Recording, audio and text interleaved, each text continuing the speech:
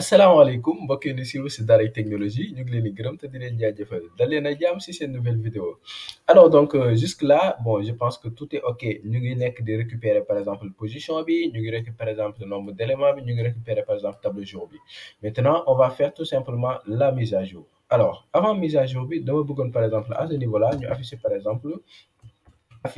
par exemple la liste des éléments afficher la liste des éléments du tableau, n'est-ce pas? Mais pour cela, bon, donc reprendre parce que je l'avais déjà codé ici, index.splice.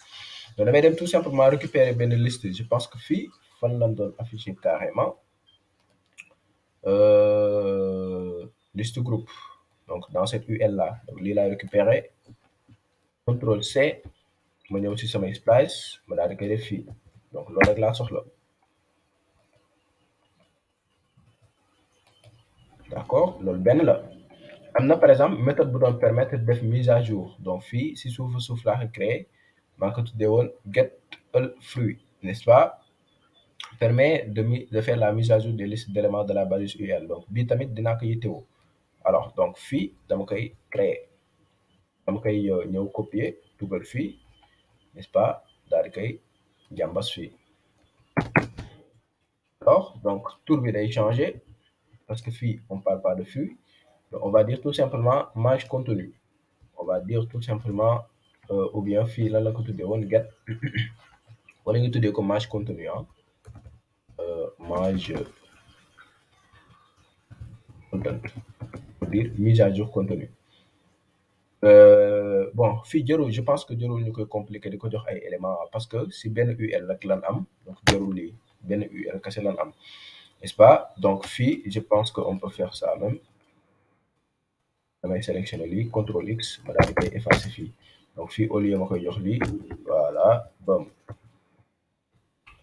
donc fii c'est pas tableau flux mais c'est tableau jour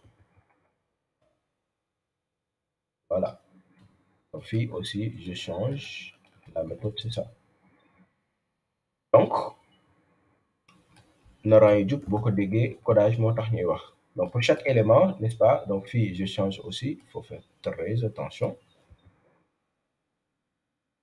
donc dama si yokk tout simplement benn élément n'est-ce pas bu dee amul dara du la ajouter dara je pense que fii bu ma actualiser n'est-ce pas yéen a gis amul dara bon mën naa def par exemple mën naa si def benn H1 par exemple wala H3 à ce niveau-là pour que mu gën a leer donc fii mën naa def H3 avant may def H3 bi sax wala H4 avant may def loolu sax mën naa def fii benn HR pour séparateur ma def le tableau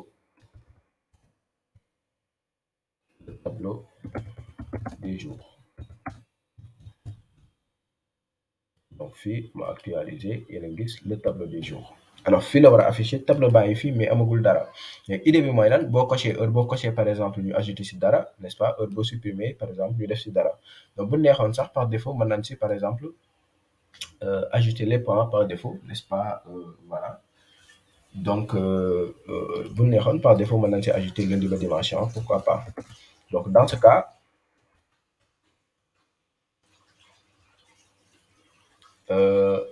bon on peut le faire mais bon je pense qu'on peut laisser comme ça quand même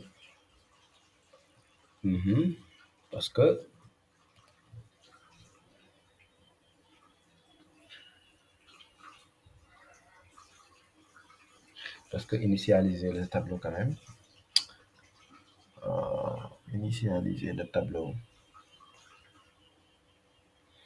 initialiser le tableau c'est cocher tout par défaut c'est cocher tout ça par défaut voilà initialiser le tableau quand même c'est cocher tout par défaut et voilà donc je veux pas ça alors donc fii on a quelque chose bi def la mise à jour léegi bu ñu defee à partir de telle position n'est-ce pas donc dama bëgg a supprimer tel élément il faut que élément yi nekk ci tableau yi ba pare à partir de telle position dama bëgg a supprimer tel élément n'est-ce pas les éléments à supprimer je pense que donc il faut que ma def lépp ci tableau bi par défaut alors dans ce cas je vais faire juste ça pour voir qu'est-ce que ça va donner donc tableau bi dama siy def lii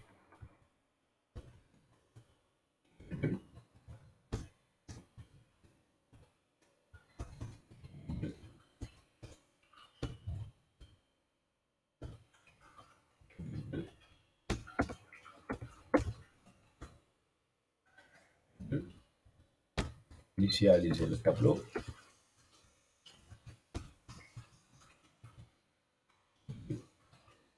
Enfin, j'ai mon dimanche. Voilà. Donc, tableau B, je l'ai initialisé. Normalement, m'a actualisé, j'ai mon tableau. Alors, donc, le tableau des jours est là. Maintenant, si tableau B, maintenant, def à partir de la position temps, bon, vous n'avez ça par exemple, def position et puis vous qui maintenant afficher position et en même temps. En fait, la méthode Foresh, par exemple, de les index. Donc, on pouvait faire ceci. Def parenthèse, def entre parenthèses, jox ko élément ba pare jox ko index bi, ça c'était bien possible. Maintenant, bu ñu conquêter élément bi, par exemple, mën nañ conquêter waale la position. Donc ici ñu jox ko index.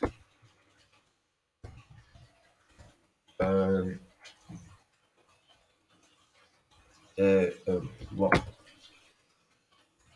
ou bien on dit élément à la position temps, élément plus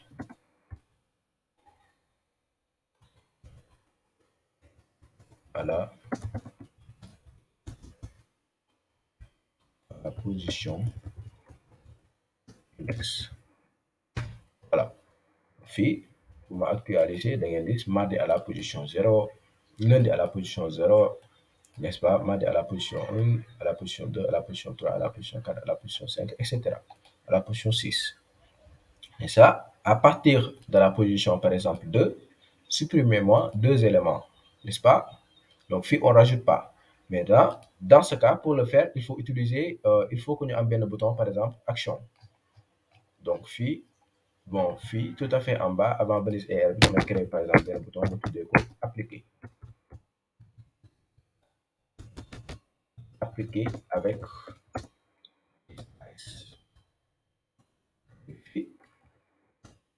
c'est mon rafetal BTN Danger par exemple. Danger. Alors, vous cliquez sur le bouton B, après bien la méthode vous permettre de faire. Donc, je vais faire tout simplement on clic. On clic.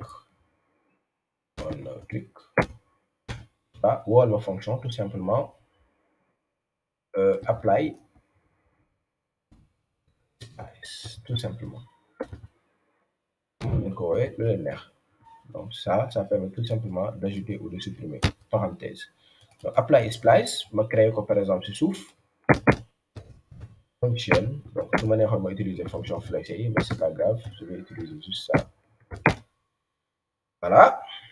Maintenant, mon lan lay def très simple parce que fii am na information yëpp dafay def tout simplement splice dañuy woo splice n'est-ce pas d'abord tab jour.splice jox ko position bi parce que position bi sélectionné nañ ko jox ko à partir de telle position c'est ça la syntaxe. Bon, ça je pense que leeraloon nañ ko depuis le début. En fait, syntaxe wu je l'ai expliqué quelque part. Syntaxe splice. Je pense que c'est tout à fait en haut qu'on l'avait expliqué. Donc tout ça, je ferme ça. Voilà, syntaxe binary. Dafay par exemple position bi, le nombre d'éléments à supprimer et liste d'éléments à ajouter. Moom la am fi position bi, nombre d'éléments à supprimer et la liste d'éléments, n'est-ce pas, à ajouter. Si on a une liste d'éléments, bien sûr. Liste d'éléments, c'est rien d'autre que, je pense, tab jour. Mais c'est pourquoi ici, bon, il faut que je fasse tab jour default. Il faut que je change. Donc, je vais changer et là, je laisse à vide parce que c'est pas les mêmes tableaux en fait. C'est pas du tout les mêmes tableaux. Tab jour bi, moi tab bi nga xamni mom lay ajouter samay information buma appeler méthode getNB item to add. C'est-à-dire tab jour bi li ko tax a jóg mooy contenir les éléments à ajouter. Contenir, c'est-à-dire moom mooy contenir lii liste NB élément to add. Mën naa ko tuddee sax loolu pour ne pas embrouiller. Liste NB, liste item to add. pas donc loolu mooy liste item to add bii mën naa ko appeler aussi tab jour donc bàyyi ko noonu donc c'est pas les mêmes tableaux donc fii comme changé naa ko fii il faut que ma changer ko aussi fii c'est pas au lieu de tab jour contrôle D contrôle D contrôle D contrôle D aussi donc dama koy tuddee donc liste item to add c'est-à-dire liste des éléments à ajouter donc il faut que ngeen comprendre parce que fii mooy yi nga xam ne da nga koy ajouter alors que fii mooy par exemple tableau original bi et voilà donc fii par exemple mooy tableau original bi donc ma actualiser normalement rien ne doit changer voilà donc fii tableau bi mooy bu ma lan mooy bu ma coché par exemple lundi excusez-moi bu ma coché lundi si tableau boobu laa koy def ma coché mardi si tableau boobu laa koy def ma décoché ma dindi ko si donc loolu mooy li nga xam ne da nga ko bëgg a ajouter moom laay dugal si tableau bi léegi tableau bi mooy li nga xam ni sama tableau initial bi moom laay afficher par exemple à ce niveau là léegi bu ma defee appliquer n'est-ce pas dama koy appliquer si tableau bi directement donc appliquer avec splice donc fii pareeguma woon maa ngi nekkoon di analyser donc position laa ko jox le nombre d'éléments à supprimer et liste item to add donc fii bu ma wàccee n'est-ce pas position laa koy jox nombre d'éléments à supprimer moom la tuddee fii nb item n'est-ce pas moom laa ko jox nb item automatiquement parce que boobu bi mooy permettre joxe ko donc get nb item boo coché rek automatiquement fonction bi mooy mettre à jour gisoo dañ jël li nga sélectionné daal di koy def si nb item donc du coup si suuf mën nañ ko récupérer alors troisième paragraphe c'est tout simplement liste item to add donc bu dee amul liste item to add par défaut je pense que c'est 0 par défaut par exemple c'est tableau vide ça veut dire que ça contient rien doo ajouter dara alors on va essayer mais normalement ça devait marcher maintenant ça doit pas marcher pour le moment parce que à chaque fois apply to add dama koy créer fii à chaque fois nga supprimer benn élément wala nga def mise à jour tableau bi xam nga fii tableau bi leen utiliser donc loolu aussi c'est à càmbar est-ce que tableau bi leen war a utiliser par exemple si biir tableau boobu noonu fii tableau bi leen voilà tableau boobu leen utiliser n'est-ce pas splice et cetera donc là c'est bon alors tableau bi leen war a utiliser mais à chaque fois nga mettre à jour tableau bi da nga war a par exemple appeler match contenu pour mu mettre à jour liste bi sinon donc dina def traitement bi mais du mettre à jour liste bi ngeen di gis nii par exemple liste bi ngeen di gis mu affiché wu nii mais fii dama naan ko ma actualiser à partir de la position 2 donc fii mooy position 0 position 1 position 2 c'est-à-dire à partir de mercredi supprimer ma benn élément c'est-à-dire mercredi bi la war a supprimer donc bu ma cliquer sur apply yéen a gis mercredi bi la supprimer automatiquement maintenant supprimer de mercredi mais gis yéen a gis fii à la position 0 ba léegi donc à la position 0 bi au finish bon ça nous fait mal parce que en fait il supprime la valeur dans le tableau mais il supprime pas en fait la balise donc du coup ici donc ça je le supprime ou bien on fait de telle sorte qu'il supprime la balise parce qu'il ne supprime pas la balise en réalité. Donc ici, on supprime en fait l'élément qui est à la position, mais on ne supprime pas la balise. Donc c'est exactement ça. Alors, donc,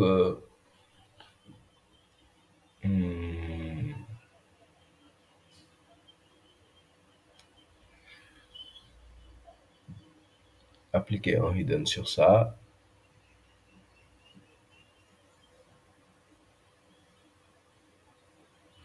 Bon, pour ne pas compliquer, donc je vais juste effacer ça. On pouvait même créer une liste basique là. Bon, je pense que je vais juste créer une liste basique. Bon, ici, sans pour autant mettre ces trucs-là. Donc, ici, de tout simplement UL, quoi, pour que, bon, ça soit beaucoup plus clair, beaucoup plus clair, facile. Donc, fii damay effacer ce truc-là. L'élément bi rek laa koy jox. Donc, je vais ajouter uniquement l'élément. Là, je fais à la position, peut-être. Là, j'efface le LI. Xool, donc ma actualiser. Pourquoi il n'affiche pas le tableau?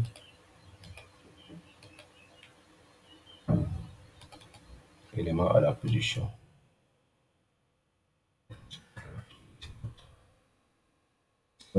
En fait, dama koy wax mu sélectionner liste groupe, n'est-ce pas? Boo xoolee tout à fait en bas liste groupe laa ko wax mu affiché. Liste groupe bi laa ko wax mu affiché, n'est-ce pas? Boo supprimer liste groupe bi foog nga nekk fa di fa joxe ay identifiant, mais ça marche à la perfection. On va laisser comme ça. Mais juste pour position bi la de supprimer, donc ça on peut juste effacer ce truc là peut-être. Li ñu si yokkoon ni ñambas bi rof yàqul jël, mais rof mën na yàq jël des fois. Donc plus, donc ici il n'y a pas de plus, voilà. Donc c'est juste ah oui, plus. C'est une concaténation. Voilà, donc fii bu ma defee nii élément lundi, mardi, mercredi, jeudi, vendredi, samedi lépp a ngi fi. Ma ne ko à partir de la position par exemple 1, supprimer ma 2 éléments. Léegi position 1 mardi la, est-ce que tu vois? Mu ne ko supprimer ma 2 éléments, dafay supprimer mardi ak mercredi. Donc fii si je clique yéen a gis mardi ak mercredi nekkatul si tableau bi. Maintenant bu ma neexee par exemple ne ko fii ajouter ma mardi ak mercredi si tableau bi, bu ma cliquer par exemple yéen a gis mardi ak mercredi ajouter na ko si tableau bi. Donc bu ma ajouter jeudi jeudi nekkagul si tableau bi, bu ma cliquer, n'est-ce pas, mu ajouter jeudi. Ma defee vendredi, n'est-ce pas, vendredi je pense que fii samedi et samedi mu ngi fi déjà. Bu ma cliquer yéen a gis par exemple da koy supprimer ba pare ajouter ko. Ça c'est plutôt cool. Bu ma décocher fii ma décocher bu ma cliquer appliquer yéen a gis par exemple lépp lu ma décocher daf koy supprimer si tableau bi. Donc bu dee dama ne ko supprimer mardi si tableau bi ma appliquer mu supprimer mardi si tableau bi, supprimer mercredi si tableau bi mu supprimer mercredi.